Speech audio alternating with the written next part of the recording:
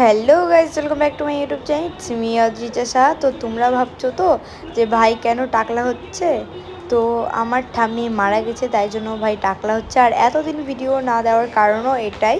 So তো এখানে মনে হচ্ছে তো ভাই কত ভদ্র ছেলে, কত চুপচাপ বসে আছে।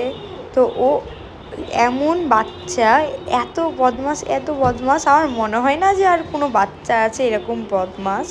তো যাই হোক, ভাই এখানে টাকলা হয়নি। আর এখানে ভাইয়ের স্নানও করতে চলে গেছে, ওকে দুজন মিলে স্নান করাচ্ছে।